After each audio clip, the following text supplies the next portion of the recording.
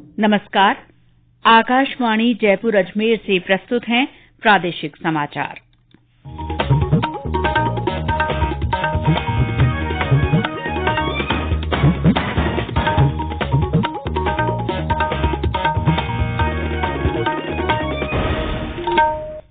मुख्य समाचार।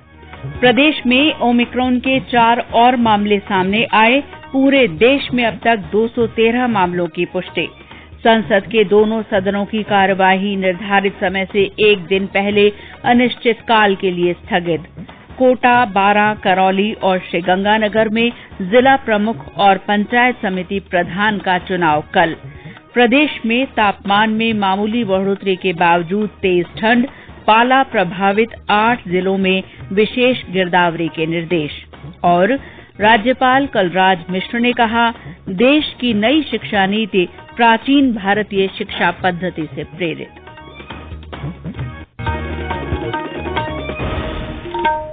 समाचारों के साथ मैं शीला चावला। देश कोविड-19 के खिलाफ लड़ाई में 150 करोड़ टीकाकरण की उपलब्धि हासिल करने की ओर अग्रसर है। कोरोना के नए वेरिएंट के समाचारों ने चिंता को बढ़ा दिया है। इसीलिए हम अपने श्रोताओं से अपील करते हैं कि जल्दी ही दोनों टीके लगवाएं और अन्य लोगों को भी टीके लगवाने के लिए प्रेरित करें। कृपया इन 3 आसान उपायों का पालन अवश्य करें। मास्क लगाएं, 2 गज की सुरक्षित दूरी बनाए रखें, हाथ और चेहरा साफ रखें। कोविड से संबंधित किसी भी जानकारी और मार्गदर्शन के लिए राष्ट्रीय हेल्पलाइन नंबर 1075 पर संपर्क करें। और अब समाचार विस्तार से। प्रदेश में कोरोना के नए वेरिएंट ओमिक्रॉन के 4 और मामले सामने आए हैं। जयपुर के 3 और केन्या से आई एक महिला पर्यटक में ओमिक्रॉन की पुष्टि हुई है। जयपुर के तीनों रोगियों को RUHS अस्पताल में भर्ती कराया गया था और केन्या की महिला को दिल्ली के अस्पताल में रखा गया है। जन स्वास्थ्य निदेशक डॉ के शर्मा ने बताया कि राज्य में अब तक ओमिक्रॉन के कुल 22 रोगियों की पुष्टि हुई है। इनमें से 17 जयपुर के, 4 सीकर के और 1 केन्या से है। इनमें से 19 रोगी ठीक हो चुके हैं। श्री शर्मा ने बताया कि ओमिक्रॉन को देखते हुए चिकित्सा विभाग पूरी सतर्कता बरत रहा है।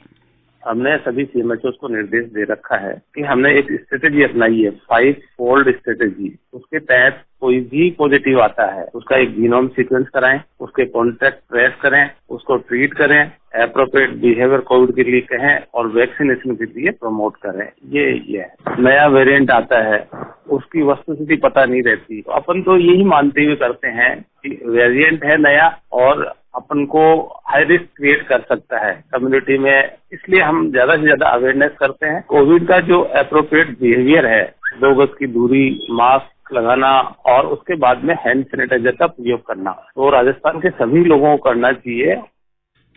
देश में ओमिक्रॉन के अब तक 213 मामलों की पुष्टि हुई है। इनमें से दिल्ली में 57 और महाराष्ट्र में 54 मामले सामने आए हैं। स्वास्थ्य मंत्रालय ने बताया कि अब तक 90 रोगियों को स्वस्थ होने के बाद अस्पताल से छुट्टी दे दी गई है। देश में अब तक 139 करोड़ से अधिक कोविड टीके लगाए गए हैं। केंद्र सरकार ने कहा है कि राज्यों और केंद्र शासित प्रदेशों को अब तक 147 करोड़ से अधिक टीके मुफ्त उपलब्ध करवाए गए हैं। इस बीच देश में कोविड से स्वस्थ होने की दर 98.4% हो गई है। कल 6,906 लोग स्वस्थ हुए हैं। अब तक 3 करोड़ 42 लाख से अधिक रोगी ठीक हो चुके हैं। पिछले 24 घंटे के दौरान 6,317 लोगों में कोविड की पुष्टि हुई। अब कोविड के सक्रिय रोगियों की संख्या 78,190 है। जयपुर जिले में पिछले 24 घंटों में कोविड के 8 मामले सामने आए हैं। कोविड संबंधी राष्ट्रीय हेल्पलाइन नंबर हमारी वेबसाइट newsonair.gov.in पर उपलब्ध हैं। संसद के दोनों सदनों की कार्यवाही निर्धारित समय से एक दिन पहले आज अनिश्चितकाल के लिए स्थगित कर दी गई। शीतकालीन सत्र पिछले महीने की 29 तारीख से शुरू हुआ था और कल संपन्न होना था। सत्र के दौरान दोनों सदनों की कार्यवाही किसानों के मुद्दे, लखीमपुर खीरी घटना, 12 सांसदों के निलंबन और अन्य मुद्दों पर विपक्ष के हंगामे के कारण लगातार बाधित रही। लोकसभा की कार्यवाही शुरू होने पर अध्यक्ष ओम बिरला ने विदाई भाषण में कहा कि सदन में 82% काम हुआ और 9 विधेयक पारित किए गए। उन्होंने कहा कि व्यवधान के कारण सदन के करीब 19 घंटे बर्बाद हुए। सत्र के दौरान 18 बैठकें हुई जो 83 घंटे 12 मिनट तक चली। सत्र के आरंभ में सदन के 3 माननीय सदस्यों ने 29 और 30 नवंबर 2021 को शपथ ली। इस सत्र में महत्वपूर्ण वित्तीय और विधायी कार्यों का निपटान किया गया।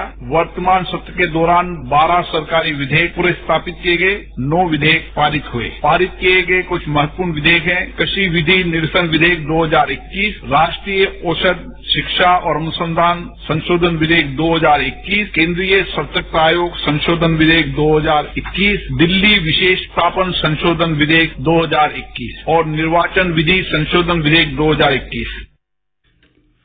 प्रधानमंत्री नरेंद्र मोदी कल वाराणसी जाएंगे और कई विकास कार्यक्रमों का शुभारंभ करेंगे। प्रधानमंत्री दुग्ध उत्पादकों की अनुरूपता मूल्यांकन योजना से जुड़े पोर्टल और लोगो का भी शुभारंभ करेंगे। श्री मोदी वाराणसी में कई शहरी विकास परियोजनाओं और शिक्षा क्षेत्र के कार्यक्रमों का उद्घाटन करेंगे। मुख्यमंत्री अशोक गहलोत ने कहा है कि संवैधानिक संस्थाओं की विश्वसनीयता बनाए रखने के लिए उनमें जनता का विश्वास कायम रहना जरूरी है। राजस्थान लोक सेवा आयोग के 73वें स्थापना दिवस समारोह को वीडियो कॉन्फ्रेंस के माध्यम से संबोधित करते हुए श्री गहलोत ने कहा कि सरकार की मंशा है कि प्रदेश में भर्तियां निष्पक्ष, समयबद्ध और पारदर्शी तरीके से हों। ये समाचार आकाशवाणी जयपुर अजमेर से प्रसारित किए जा रहे हैं। समाचारों में आगे बढ़ने से पहले ये संदेश। चलो मिलकर एक शुरुआत करें, चलो एक फैसला आज करें, मास्क नहीं तो टोकेंगे, कोरोना को रोकेंगे, चलो एक इरादा करते हैं, चलो कुछ वादा करते हैं, मास्क नहीं तो टोकेंगे, कोरोना को रोकेंगे। समाचारों में आपका फिर स्वागत है। कोटा, बारां, करौली और श्रीगंगानगर में जिला प्रमुख और पंचायत समिति प्रधान का चुनाव कल होगा। इसके लिए सुबह 11 बजे तक नामांकन पत्र भरे जाएंगे। इनकी जांच के बाद दोपहर 1 बजे उम्मीदवारों की सूची जारी होगी और उन्हें चुनाव चिन्ह आवंटित होंगे। अगर जरूरी हुआ तो दोपहर बाद 3 बजे से शाम 5 बजे तक मतदान होगा। इसके तुरंत बाद नतीजे घोषित कर दिए जाएंगे। कल हुई मतगणना में श्रीगंगानगर जिला परिषद की 31 सीटों में से कांग्रेस को 25, भाजपा को 3, माकपा को 2 और निर्दलीय को 1 सीट मिली है। इसी तरह करौली जिला परिषद की 27 सीटों में से कांग्रेस ने 15, भाजपा ने 7, बसपा ने 1, निर्दलीयों ने 4 सीटें जीती हैं। श्रीगंगानगर और करौली में कांग्रेस का जिला प्रमुख बनना लगभग तय माना जा रहा है। 12 जिला परिषद में 25 सीटों में से 13 सीटें जीतकर भाजपा ने बढ़त ली है। कांग्रेस ने 12 सीटें जीती हैं। कोटा में भी 23 जिला परिषदों में से भाजपा ने 13 सीटें जीतकर बहुमत हासिल किया है, जबकि कांग्रेस ने 10 सीटें जीती हैं। 12 और कोटा में भाजपा का जिला प्रमुख बनना तय माना जा रहा है। चारों जिलों की 30 पंचायत समितियों में से 14 में कांग्रेस और 8 में भाजपा ने जीत हासिल की है। 8 पंचायत समितियों में निर्दलीय निर्णायक की भूमिका निभाएंगे। उप जिला प्रमुख और उप प्रधान का चुनाव 24 दिसंबर को होगा। उत्तर भारत में बर्फबारी के बाद चल रही शीतलहर से प्रदेश में भीषण ठंड है। हालांकि तापमान में उतार चढ़ाव का दौर जारी है। बीते 48 घंटे में शेखावाटी अंचल में पारे में 3 से 4 डिग्री तक की बढ़ोतरी दर्ज की गई है। जयपुर के जोबनेर में आज न्यूनतम तापमान 2.2 डिग्री सेल्सियस और फतेहपुर में 2 डिग्री सेल्सियस दर्ज किया गया। इसके अलावा चूरू में न्यूनतम तापमान 3.5 डिग्री सेल्सियस, सीकर में 4.7, भीलवाड़ा में 5.4 और राजधानी जयपुर में 1 डिग्री बढ़कर 8.1 डिग्री सेल्सियस दर्ज किया गया। मौसम विभाग जयपुर के निदेशक डॉक्टर राधेश्याम शर्मा ने बताया कि कल से उत्तर भारत की तलहटी में एक प्रभावी पश्चिमी विक्षोभ सक्रिय होगा। इसके असर से प्रदेश के बीकानेर, गंगानगर, हनुमानगढ़, जैसलमेर, चूरू और जोधपुर के कुछ हिस्सों में कल से 26 दिसंबर के बीच घना कोहरा छाये रहने की संभावना है। 26 से 28 दिसंबर के दौरान प्रदेश के उत्तरी हिस्सों में हल्की से मध्यम बारिश के आसार हैं। राज्य सरकार ने 8 जिलों में पाला पड़ने से फसलों को हुए नुकसान का आकलन करने के लिए विशेष गिरदावरी के निर्देश दिए हैं। मुख्यमंत्री अशोक गहलोत ने एक ट्वीट के माध्यम से ये जानकारी दी। उन्होंने बताया कि चूरू, झुंझुनू, सीकर, जयपुर, चित्तौड़गढ़, करौली, भीलवाड़ा और हनुमानगढ़ जिलों में पाला पड़ने की सूचना है। फसल खराबे की स्थिति में कृषि आदान अनुदान दिया जाएगा।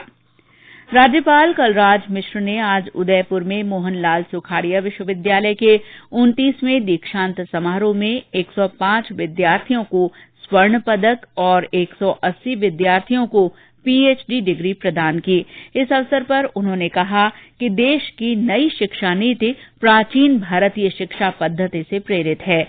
इसमें विद्यार्थी को अपने विषय के साथ अन्य विषयों की शिक्षा प्राप्त करने के अवसर देने पर जोर दिया गया है। राज्यपाल ने कहा कि कोरोना महामारी के दौरान सूचना, तकनीक और डिजिटल माध्यमों ने परंपरागत शिक्षण के साथ साथ शिक्षा की नई विधाओं के द्वार खोले हैं। जयपुर के भवानी सिंह निकेतन महाविद्यालय में आज श्री क्षत्रिय युवक संघ का समारोह आयोजित किया गया। हीरक जयंती समारोह में भाग लेने के लिए देश भर से क्षत्रिय समाज के हजारों लोग जयपुर पहुंचे। समारोह में केंद्रीय मंत्री गजेंद्र सिंह शेखावत, राज्य के खाद्य और नागरिक आपूर्ति मंत्री प्रताप सिंह खाचरियावास, ऊर्जा मंत्री भंवर सिंह भाटी, प्रतिपक्ष के उपनेता राजेंद्र राठौड़, सांसद राज्यवर्धन राठौड़ और दिया कुमारी समेत कई जनप्रतिनिधि भी शामिल हुए। और अब आजादी का अमृत महोत्सव से जुड़े समाचार। आजादी का अमृत महोत्सव।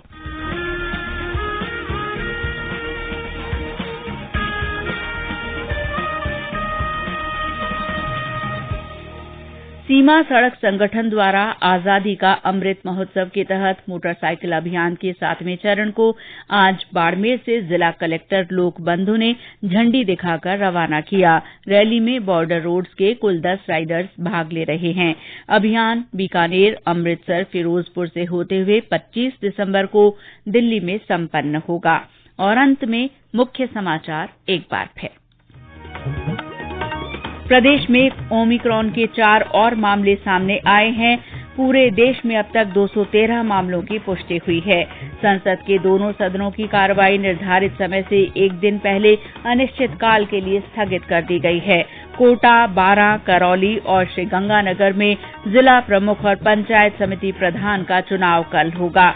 प्रदेश में तापमान में मामूली बढ़ोतरी के बावजूद तेज ठंड का असर बना हुआ है। पाला प्रभावित 8 जिलों में विशेष गिरदावरी के निर्देश दिए गए हैं। और राज्यपाल कलराज मिश्र ने कहा है कि देश की नई शिक्षा नीति प्राचीन भारतीय शिक्षा पद्धति से प्रेरित है। इसी के साथ प्रादेशिक समाचार बुलेटिन समाप्त हुआ। नमस्कार।